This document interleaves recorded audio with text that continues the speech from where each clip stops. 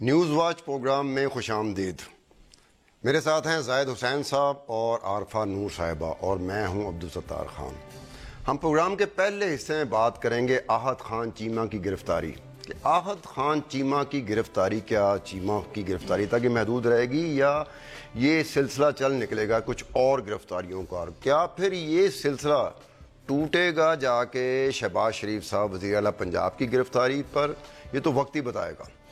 اس کے بعد ہم بات کریں گے کہ ایسا لگ رہا ہے کہ آحد خان چیمہ کی گرفتاری نے پی ٹی آئی کو، عمران خان کو ایک نئی زندگی بخش دی ہے. اور پھر کیا یہ عمران خان صاحب اور P T I Ahad Khan Cheema کی وجہ سے کیا اسی طرح سے پنجاب کے وزیر اعلیٰ شہباز شریف پر حملہ آور ہو سکیں گے جس طرح سے پاناما پیپرز کی وجہ سے نواز شریف صاحب پر، اس کے خاندان پر حملہ آور ہوئی تھی پی ٹی آئی اور عمران خان؟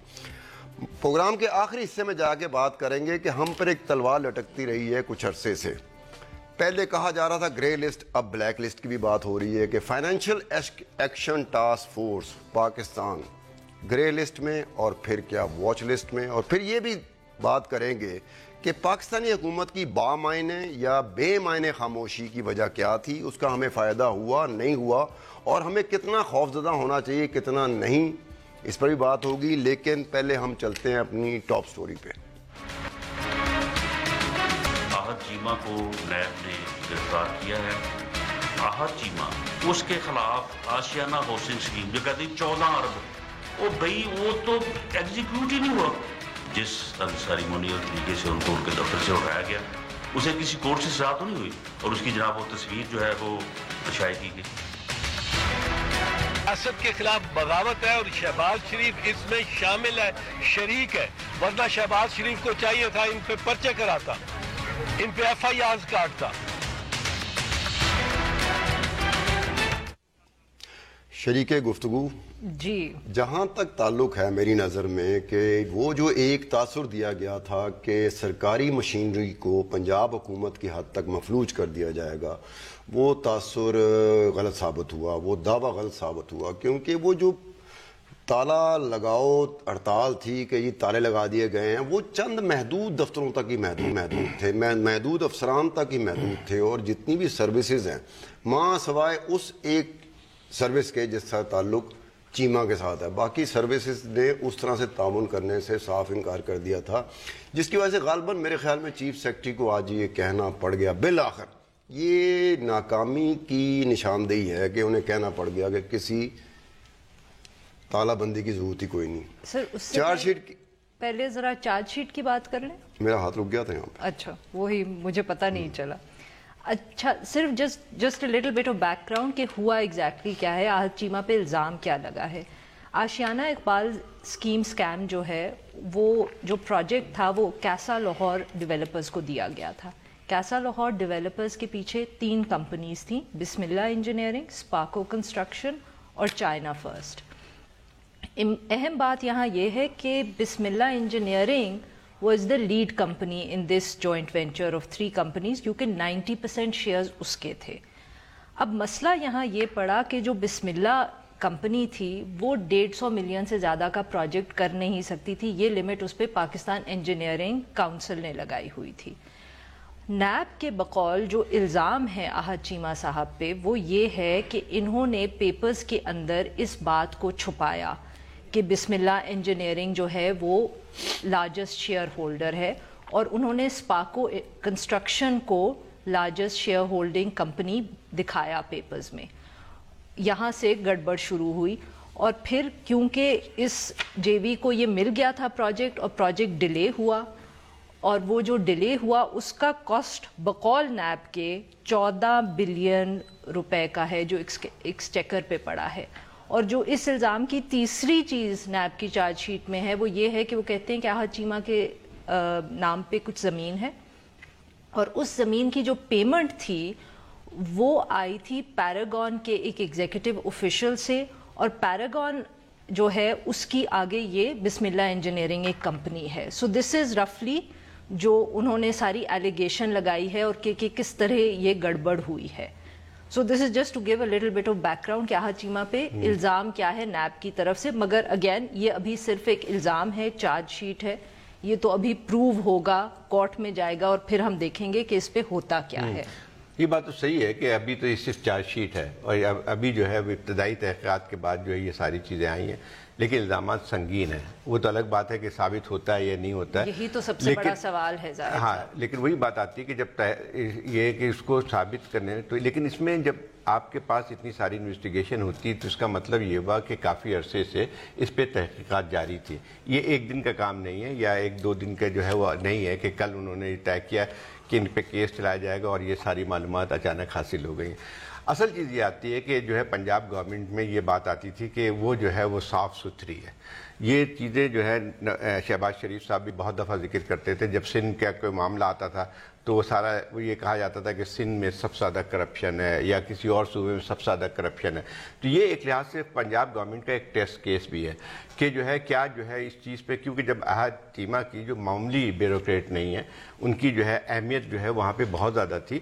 اور دوسری بات یہ ہے کہ اس کے ساتھ ساتھ جو ہے ایک اور بات بھی آتی ہے کہ جو ہے کیا یہ ساری چیزیں خود یہ چیمہ صاحب خود کر رہے تھے یا کسی کے اشارے پہ کر رہے تھے. کیونکہ جب جو گریڈ 18 یا 19 جو بھی ان کی پوزیشن تھی, یقین طور پہ ان کی ذمہ داریاں اس سے بہت زیادہ تھیں, لیکن یہ کہ کسی بھی جو ہے ایک لحاظ سے سرکاری ملازم چاہے کسی ہوتا ہے تو وہ کیا اس قسم کے فیصلے خود کر سکتا ہے.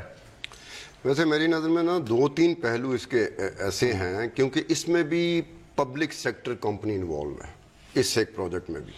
تو شہباز شریف صاحب نے جو اتنے عرصے کے گڈ گورننس کی ایک رٹ لگائی ہوئی تھی, وہ ایکچولی گڈ گورننس پہ نہیں جا رہے تھے, وہ ایکچولی ایک پیرالل گورنمنٹ کھڑی کرتے جا رہے تھے. کیونکہ ایک سرکاری ڈپارٹمنٹ ہے, اسی سرکاری ڈپارٹمنٹ کے انڈر ایک پبلک سیکٹر کمپنی بنا دی.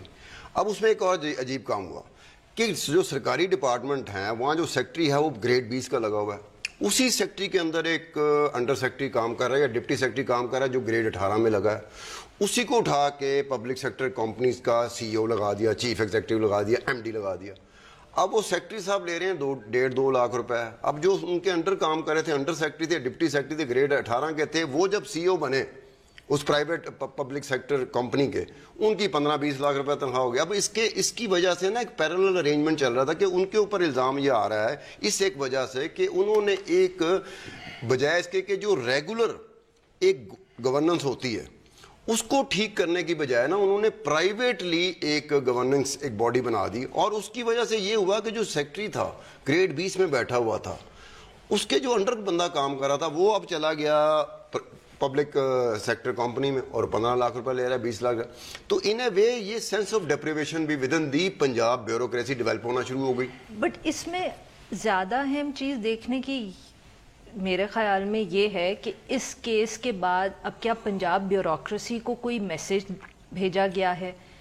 جیسے زاہد صاحب نے بات کی کہ اس کا ایک تو یہ ہے نا کہ پہلی دفعہ یہ ایک بہت بڑا ہٹ ہوا ہے آن دا گڈ گورننس اور کرپشن فری PMLN حکومت پہ, اس کا تو میسج جائے گا سیدھا الیکٹریٹ پہ, اس کا تو ہمیں اب جواب ملے گا الیکشنز کے وقت. کیونکہ احد چیمہ, یہ مت بھولیں کہ یہ آشیانہ اسکیم تو اب آئی ہے, اس سے پہلے احد چیمہ کا سب سے بڑا پروجیکٹ تھا ان کا میٹرو کا پروجیکٹ.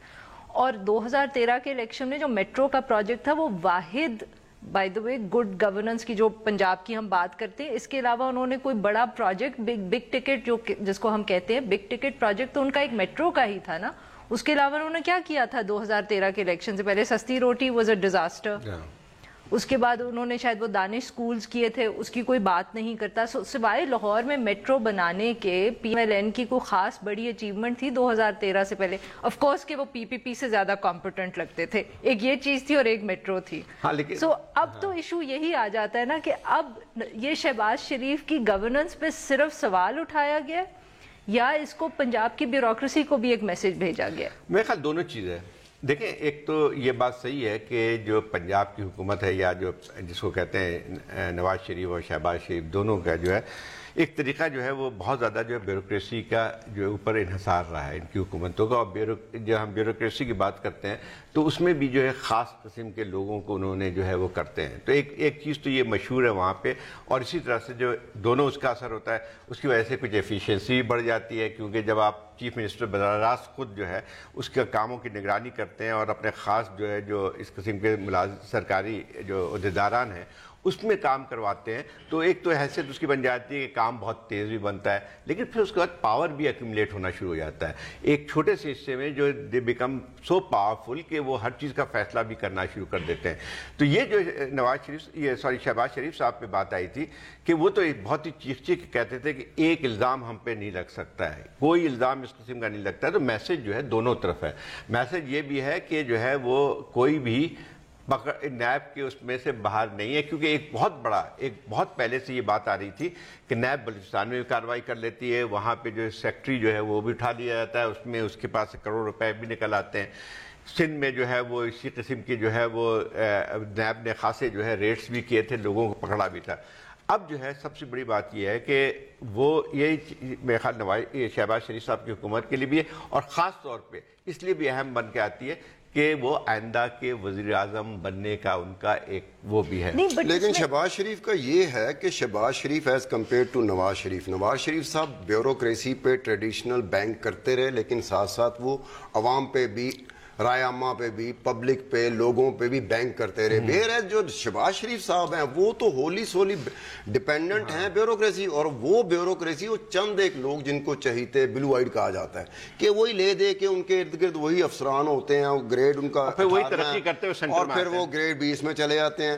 تو یہ اوور ویلمنگلی شہباز شریف کا بینک کرنا بیوروکریسی پر بجائے اس کے کہ عوام پر. نواز شریف کا تو یہ ہے کہ وہ بیوروکریسی پہ بھی بینک کرتے رہے لیکن ساتھ ساتھ عوام پہ بھی بینک کرتے رہے. تو پھر ہم بیسکلی اگر یہ کہہ رہے ہیں کہ شہباز شریف گورن کرتے ہیں تھرو بیوروکریسی، اور پھر اس کی سیٹ اپ ہے جو بھی سیٹ اپ ہے، بٹ گورن بیسکلی وہ بیوروکریسی کے تھرو کرتے ہیں. اور پھر ہم ساتھ میں یہ کہتے ہیں کہ ان کا جو ایک کی فگر تھا، بیوروکریٹ تھا، اس کو اس وقت نیب نے اٹھا لیا. تو بیسکلی پھر کیا میسج بیوروکریسی میں یہ گیا ہوگا کہ اب اگلے 3 مہینے ہم نے بہت احتیاط سے کام کرنا ہے، ہم نے بہت زیادہ کوئی پیپر سائن نہیں کرنے، وہ کرنے کہ کیا ہم یہ کہیں گے کہ پنجاب کے اندر کام اب سلو ڈاؤن ہوگا جس کی وجہ سے ان کے کوئی الیکشن پلان؟ یہی تو سوال ہے نا. 3 مہینے کی بات نہیں ہے. دیکھیں اس میں دونوں چیز ہوتی ہے. یقینی طور پہ اس بات سے کوئی انکار نہیں کر سکتا ہے کہ تحقیقات ہونی چاہیے. اگر کہیں پہ غلط کام ہوا ہے اس میں کوئی جو ہے وہ نہیں ہوتا ہے، لیکن ٹائمنگ تو یہاں اسینشیل ہے نا زاہد صاحب، اور اس کی میں بات کر رہی ہوں. بالکل ٹائمنگ بھی اسینشیل ہے، بالکل آپ صحیح کہہ رہی ہیں. میں اس میں کہہ رہا ہوں کہ اس کا اثر جو ہے صرف 3 مہینے تک نہیں جائے گا، کیونکہ اس میں ایک اور بات بھی آتی ہے. جب اس قسم کی کارروائیاں ہوتی ہیں تو جو ہے وہ جو سرکاری ملازمین ہیں، خاص طور پہ اعلیٰ عہدیدار میں جو ہے وہ پھر ان کا جو ہے وہ ایک طریقہ بن جاتا ہے کہ کسی چیز پہ سائن نہیں کریں گے. یہ پہلے بھی ہوا تھا، یہ پہلی دفعہ نہیں ہوا ہے. پہلے جو ہے وہ جب آپ کو یاد ہوگا افتخار چودھری کے زمانے میں بھی اس قسم کے جو ہے لوگوں کے ساتھ بنتے تھے. وہ جو کام سائن جو کہہ رہے تھے نا کہ آئندہ احتیاط کریں گے، یہ جو کیسز جا رہے ہیں جن کا رخ نیب کی طرف جا رہا ہے، یہ آئندہ آنے والی احتیاط کے بارے میں نہیں ہے. یہ جو پچھلے وقتوں میں بے احتیاطی ہو چکی ہے نا، یہ ان کے پاس جا چکے ہیں، جس کا یہ پہلا ایک کیس ہے جو سامنے آیا. ابھی وہ احتیاط کریں یا نہ کریں، کیونکہ جو معاملات نیب کے پاس جا رہے ہیں، اور خاص طور پہ یہ جو پبلک سیکٹر کمپنیز ہیں، اس کے معاملات فرام دی ڈے 1 ڈوبیس تھے، لیکن اس طرح سے سامنے نہیں آئے تھے. اب وہ سامنے آنا شروع ہو گئے ہیں. اب وہ آپ کا کہنے کا مطلب یہ ہے کہ یہ جو ایک بریک کا مجھے کہا جا رہا ہے، 1-2 دن کی بات نہیں ہے، بلکہ عرصے دراز سے ان پہ تحقیقات جاری تھی. پھر اس کے بعد اب یہ کلمنیٹ ہوا ہے، ایسے ہی جیسے پاناما پہ ہو رہا تھا کام. اگر وہ یہ اچانک عمران خان صاحب اور پی ٹی آئی کو آہت چیمہ کی گرفتاری کے ساتھ بڑی دلچسپی سی ہو گئی ہے، اس کی وجہ یہی ہو سکتی ہے کہ اب عمران خان صاحب آہت چیمہ کی گرفتاری کو وجہ بناتے ہوئے شہباز شریف صاحب پر پوری قوت کے ساتھ حملہ آور ہوں گے. لیکن اس پہ ہم بات کریں گے ایک مختصر سی بریک کے بعد.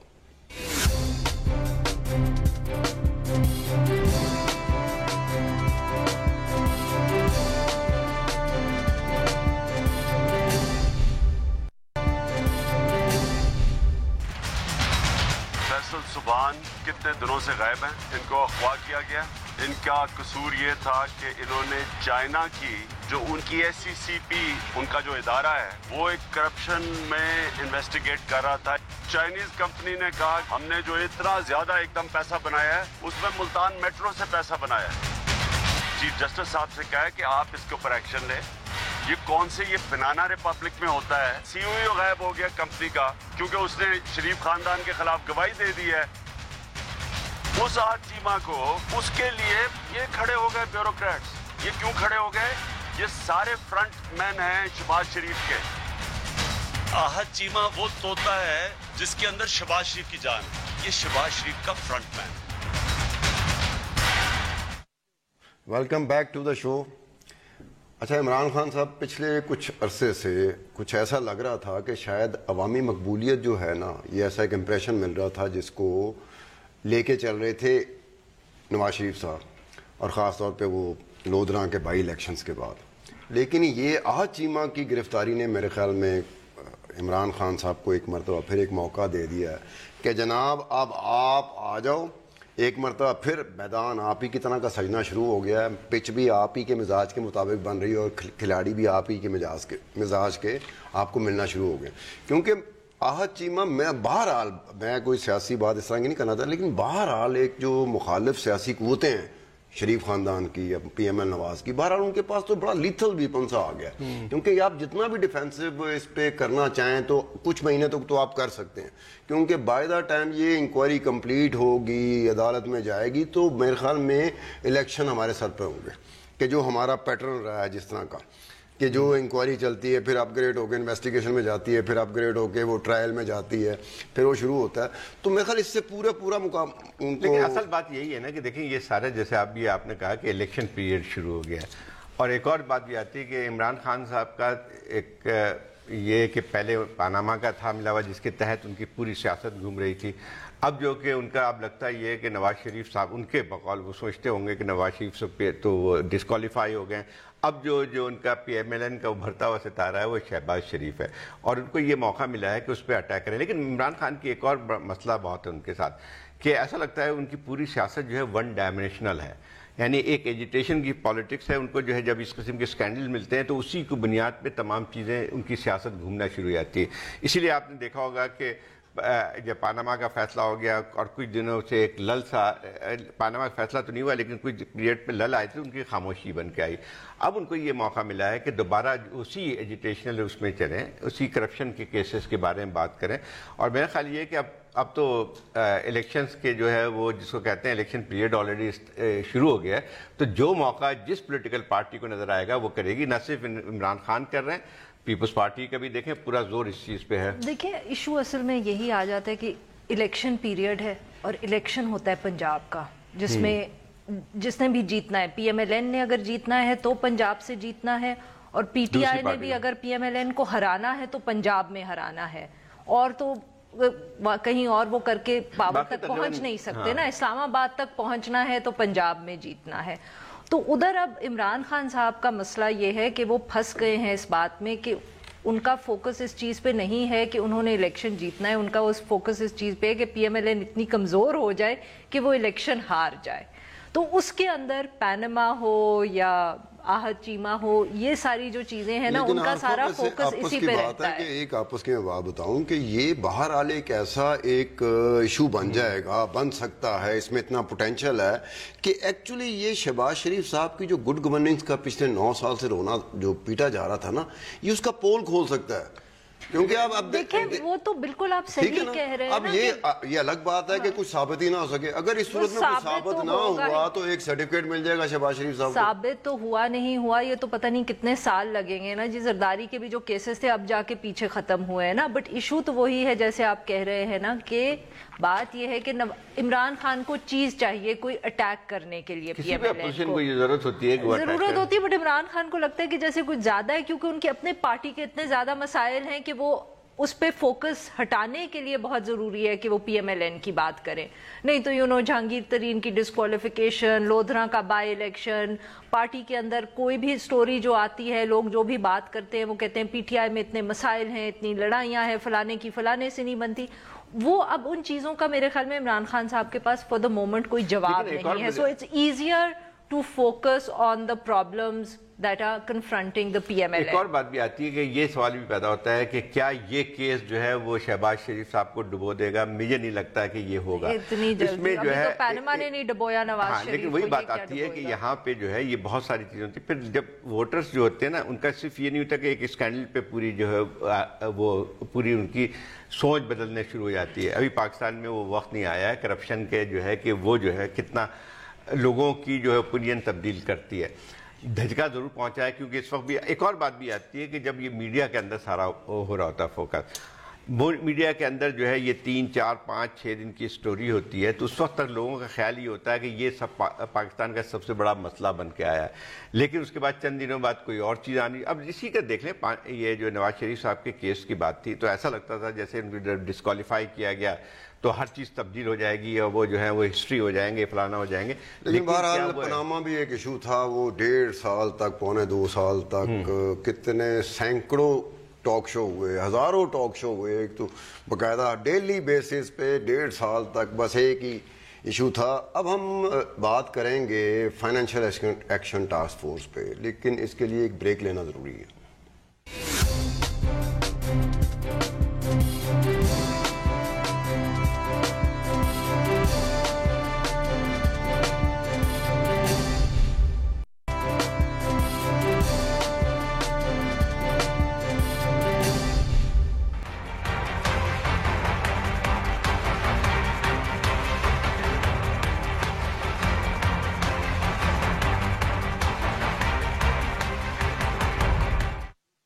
ایک مرتبہ پھر پروگرام میں خوش آمدید۔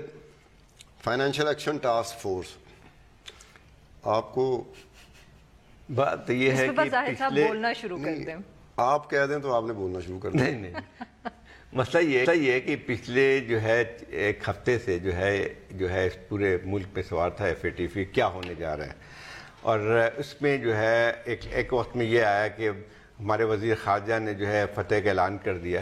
تھرسڈے کو جب میٹنگ ان کی پہلی میٹنگ ہوئی تو اس کے بعد انہوں نے کہا کہ امریکہ کی شکست ہو گئی ہے، اور اس کے بعد جو ہے ایسا لگتا تھا جیسے ہم نے کوئی بہت بڑا مارکا وہ سر کر لیا ہے کہ ہمارا نام جو ہے گرے لسٹ میں نہیں آ رہا ہے اس کے FATF کے۔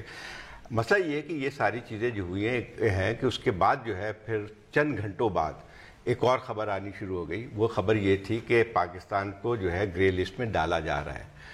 اب مسئلہ یہ آتا ہے کہ یہ ساری چیزیں جو ہیں اس میں جو ایک سب سے بڑا کنفیوژن نظر آیا وہ یہ تھا کہ جو ہے کوئی حقیقت یہاں پہ نظر نہیں آ رہی تھی۔ یا تو پہلے یہ تھا کہ یہ ہر چیز ٹھیک ہو جائے گی اور ہو گئی ہے، ہمیں کوئی خطرے کی بات نہیں ہے۔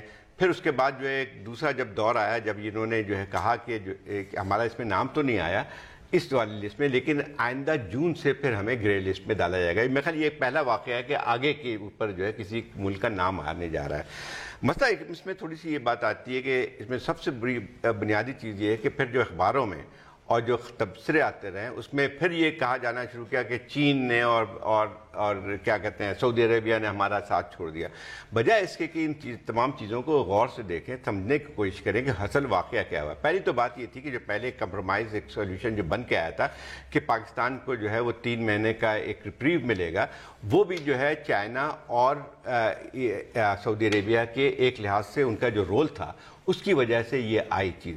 پاکستان کا پہلے اعتراض یہ تھا کہ جو ہے وہ پہلے سے کیوں یہ لیک ہو گئی خبر کہ اس مسئلے پہ پاکستان کو گرے لسٹ میں ڈالا جائے گا، میٹنگ ہونے سے پہلے یہ بات آ گئی۔ تو پھر اس کو میرا خیال یہ ہے کہ آرگنائزرز نے سمجھا اس کو کہ، لیکن اس کے بعد جب یہ پہلی خبر آئی تو اس کے بعد جب وزیر خارجہ کا بیان آتا ہے تو اس کے بعد جو ہے یہ چیز آئی کہ پھر امریکہ، انہوں نے جب کہا کہ امریکہ کا ایک لحاظ سے جو وار تھا وہ ناکام ہو گیا، تو اس کے بعد پھر امریکنز بیکیم ویری ایکٹیو، اور جب ایکٹیو ہوئے تو اس کے بعد یہ ممکن نہیں تھا کہ سعودی عربیہ یا چائنا جو ہے وہ پاکستان کسی طور پہ مدد کر سکے، کیونکہ اس کو روکنے کے لیے بھی آپ کو 37 ملکوں میں سے کم از کم 3 ملکوں کی ضرورت پڑتی ہے لے کے۔ جب جو ہے اس پہ زور پڑا کہ بھائی کہ پاکستان نے جب یہ کہا تو یقین طور پہ سعودی عربیہ کے لیے بھی کوئی چارہ نہیں بنتا تھا کہ آپ کو کس طرح سے ڈیفینڈ کریں لے کے۔ تو اب پوری جو ہے تنازع یہاں پہ بن کے آیا ہے کہ چین نے اور یہ سعودی عربیہ نے ہمارا ساتھ نہیں دیا۔ اصل بات یہ نہیں ہے، اصل بات یہ ہے کہ جس طرح سے ہم نے پورے کیس کو کیا، جس طرح سے ہماری جو ایک میچورٹی تھی اپنی ڈپلومیسی میں، جس طرح سے وزیر خارجہ صاحب کا بیان تھا، اس کے بعد پھر وزیر خارجہ صاحب کے علاوہ جو ہے وہ جو ہے زاہد صاحب، so let's just clear one thing, ہم ایک بات یہ کہہ رہے ہیں کہ initially we were able to plead our case وہاں، اور ہم نے ڈیفر کروانے میں کامیاب ہو گئے۔ اس کے بعد خواجہ آصف نے ایک ٹویٹ کر دیا جس کی وجہ سے ری اوپن ہوا ڈیبیٹ، اور ڈیبیٹ اس لیے ری اوپن ہوا کیونکہ ٹویٹ کے اوپر امریکنز نے ری ایکٹ کیا۔ وہ ٹویٹ جو تھی وہ کچھ دن پہلے آ گئی تھی، وہ فرائیڈے کو نہیں، اس سے کچھ دن شاید ایک آدھ دن پہلے آ گئی تھی، کیونکہ بیچ میں 2-3 دن کا گیپ تھا جب یہاں بالکل خاموشی تھی اور ہمیں کوئی پاکستان میں نہیں بتا رہا تھا کہ وہاں کیا ہو رہا ہے، اور سب اس بات پہ چل رہے تھے کہ ایک وہ ٹویٹ ہو گئی ہے اور چیزیں بہت اچھی ہیں اور اب سب کچھ اچھا ہو جائے گا کائنڈ آف اے تھنگ.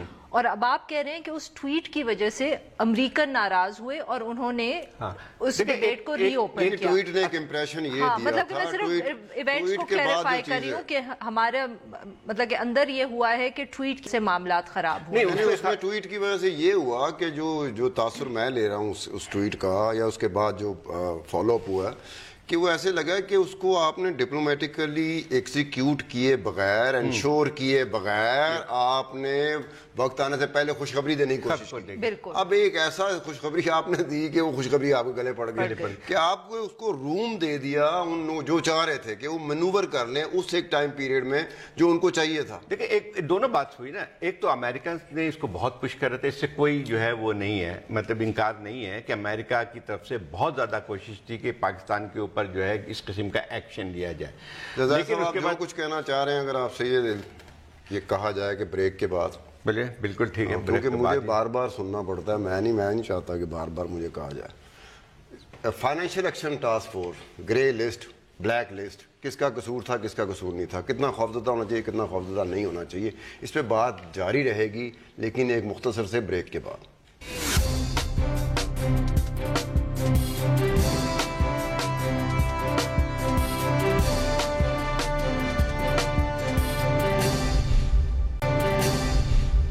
ایک مرتبہ پھر پروگرام میں خوش آمدید.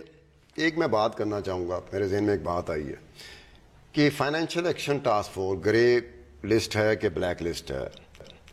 جب پاکستان اور انڈیا نے ایٹمی دھماکے کیے تھے مئی 1998 میں تو سینکشنز لگ گئی تھیں، امریکہ نے سینکشن لگا دی تھی، لیکن گریجولی وہ سینکشنز میں خود ہی نرمی برتنا شروع ہو گئے تھے.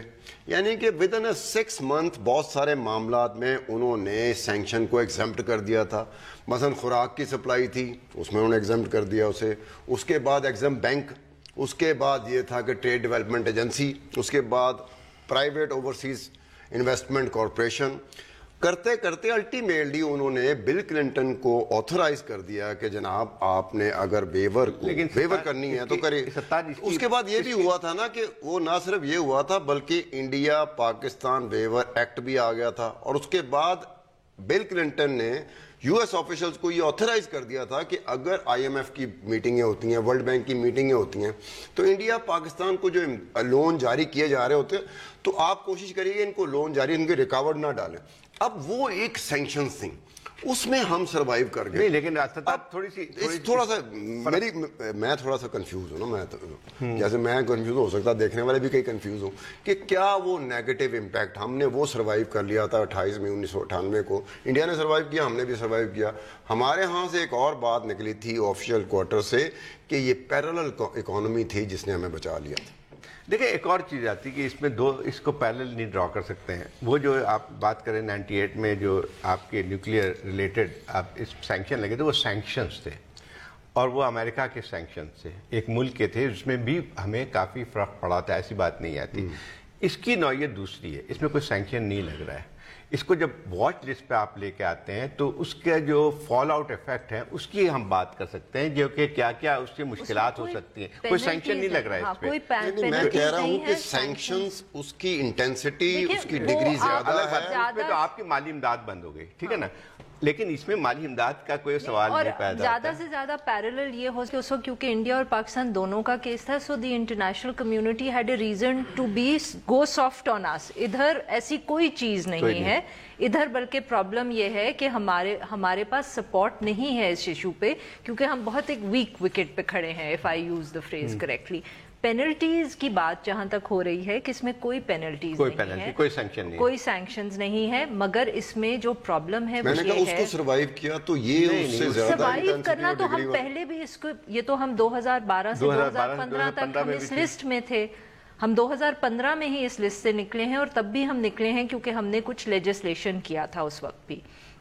مگر اس وقت ایشو یہ ہے کہ لوگوں کا خیال یہ ہے، nothing can be said for certain, کہ کیونکہ اس وقت سچویشن ایسی ہے کہ اگر گورنمنٹ کو کہیں پیسے بورو کرنے پڑے اس کی بات کاسٹ بہت اور رہے گی، وہ اس کے چانسز اس لیے ہو سکتے ہیں کیونکہ الیکشن کا سال ہوتا ہے and governments are usually spending a lot of money, تو آپ کو جب وہ آپ مارکیٹ میں جاتے ہیں وہ لینے یا آپ آئی ایف آئیز کے پاس جائیں گے بورو کرنے کے لیے، تو ان کا شاید جو شرائط بھی بہت زیادہ ہوں گی، شرائط بھی ہوں کیونکہ وہ بھی امریکہ ہی ان کو کنٹرول کرتا ہے، لیکن جو آپ کنٹرول نہیں کرتا، انفلوئنس کرتا ہے۔ عارفہ آپ تو یہ کہہ رہی ہیں یہ ساری چیز ہوں گی، لیکن مفتی اسماعیل صاحب کا آپ نے جو ہے وہ پڑھا ہوگا، وہ تو کہتے ہیں کہ کوئی بھی اثر نہیں ہوگا، ہم سب خوش رہیں گے۔ اس کو انہوں نے بہت کلیورلی اسپن شرکائے کیا، گفتگو مجھے کہا گیا ہے کہ لوگوں پہ، عام لوگوں پہ فرق نہیں پڑے گا، انہوں نے یہ بات نہیں کی کہ حکومت پہ کیا فرق پڑے گا۔ عارفہ نہیں چاہ رہی کہ ان کا شکریہ ادا شکریہ ادا کرنے کا موقع ملے گا، آپ کو تو بات کرنے کا موقع ملتا رہتا ہے، میں صرف شکریہ ادا کرنے کا موقع ڈھونڈ رہا ہوں۔ زاہد حسین صاحب آپ کا شکریہ، عارفہ نور آپ کا شکریہ، میرا پتہ نہیں کیا، لیکن ہمیں اجازت دیجیے کل تک کے لیے، اللہ حافظ۔